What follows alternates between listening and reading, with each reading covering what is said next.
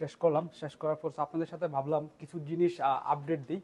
Update জিনিসটা হচ্ছে basically আপনারা অনেকে আমাকে জিজ্ঞাসা করেন যে কানাডাতে যেই ধরনের ফাস্ট ফুড ইন্ডাস্ট্রিতে যদি কেউ ইনভেস্ট করে তো তারা কী পরিমাণ টাকা ইনভেস্ট করতে হয়, বা এই ইনভেস্টমেন্টটা ইউজ করে কীভাবে পিআর পাওয়া যায়, প্লাস হচ্ছে ইনভেস্টমেন্ট করার পর কী পরিমাণ টাকা তারা রিটার্ন অফ ইনভেস্টমেন্ট হিসাবে ফেরত পেতে পারেন, সেই জিনিসগুলো আমি আপনাদের দেখাবো। সো কানাডাতে অনেক ধরনের ফাস্টফুড ইন্ডাস্ট্রি রেস্টুরেন্ট আছে। আপনাদেরকে আমি একটা রেস্টুরেন্ট দেবো যেটার নাম হচ্ছে আপনার A&W।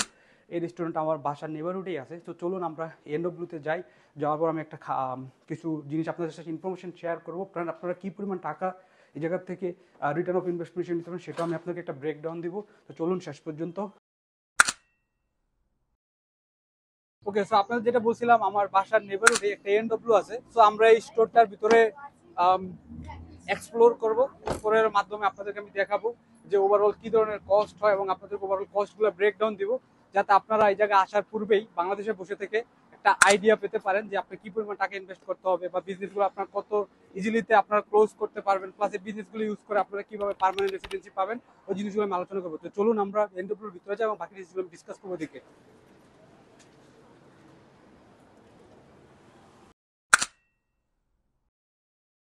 সো আমি একটা এই জায়গায় একটা A&Wতে চলে আসলাম। A&Wর একটা জিনিস আমার কাছে সবসময় ভালো লাগে, আপনি কানাডাতে যে কোনো জায়গায় ড্রিঙ্কস খাবেন না কেন, এই জায়গায় ওদের স্পেশাল ওরা ওদের কাফে করে দেয়, যে জিনিসটা আমার কাছে অনেক ইউনিক লাগে।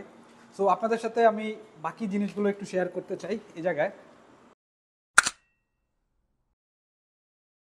যে জিনিসটা হচ্ছে আহ, এই ধরনের স্টোরগুলোতে যদি আপনারা কেউ বিনিয়োগ করেন, বিনিয়োগ করার মাধ্যমে আপনারা এই জায়গায় অনেকগুলো কস্ট থাকে। যেমন একটা স্টোর যখন কেউ রান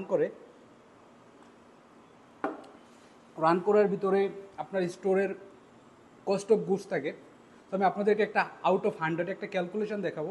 ধরুন এই ধরনের স্টোরগুলোতে যদি আপনারা টাকা ইনভেস্ট করেন, টাকা ইনভেস্ট করার পর এই জায়গায় আপনার অনেকগুলো ফুড কস্ট হয় অ্যাভারেজ আপনার 30 থেকে 40%। তারপর আপনার একটা রেন্ট থাকে, রেন্টগুলো অ্যাজ ইউজুয়াল আপনার 10%-এর মতো হয়। দেন হচ্ছে আপনার এমপ্লয়ি কস্ট থাকে, এমপ্লয়ি কস্ট আপনার লাইক অনেক সময় 7% থাকে, অনেক সময় 5% থাকে, এটা লোকেশন টু ভেরি করে। এবং অনেকে আমাকে জিজ্ঞাসা করেন যে আমি যদি কানাডাতে বিজনেস পিক করতে চাই সেক্ষেত্রে কী কী জিনিসগুলো মাথায় রাখবো। সো আমি প্রত্যেককে একটা জিনিসই বলি, আপনারা যদি কানাডাতে বিজনেস পিক করতে চান সেক্ষেত্রে কয়েকটা জিনিস মাথায় রাখবেন। ফার্স্ট অফ অল হচ্ছে, যেহেতু আপনার কানাডাতে যদি নতুন বিজনেস শুরু করেন সেক্ষেত্রে আপনার ব্র্যান্ডিং, যে লাইক যারা ফ্র্যাঞ্চাইজি বিজনেস তাদের মাধ্যমে যাবেন যদি আপনার পক্ষে সম্ভব হয়।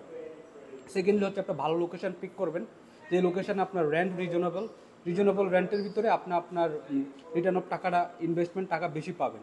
সো যে ওভারঅল যে কস্টিংগুলো হচ্ছে এই ধরনের বিজনেসগুলো থেকে আপনি ওভারঅল কস্টিং তার 80% আসে। আবার এই ফ্র্যাঞ্চাইজি বিজনেসগুলোতে যেটা একটা সবচেয়ে বিগেস্ট ইস্যু হয়ে দাঁড়ায় যে আপনাকে একটা লয়্যালিটি ফি, একটা অ্যাডভার্টাইজিং ফি দিতে হয়। কারণ হচ্ছে এই A&W কোম্পানিগুলো যে আমরা বা যেসব ওনাররা থাকে যারা আপনারা যেসব এইসব কোম্পানিগুলো ব্র্যান্ড ভ্যালু ইউজ করে, সো তার বিনিময়ে তাদেরকে একটা আপনার সেলের থেকে একটা অংশ দিতে হয়। কিছু কোম্পানি আপনার 4% দিতে হয়, কিছু কোম্পানিতে 5% দিতে হয়, বা কিছু কোম্পানি আপনার একটা অ্যাডভার্টাইজিং ফি থাকে, যেমন এগুলো যদি আপনার ন্যাশনাল ব্র্যান্ড, সো ওদের অ্যাডভার্টাইজিং জন্য টাকা দিতে হয়। সো ওভারঅল সব কিছু মিলিয়ে একটা স্টোরের অপারেটিং কস্ট থেকে আপনার ফুড কস্ট সহকারে 80%-এর মতো আসে।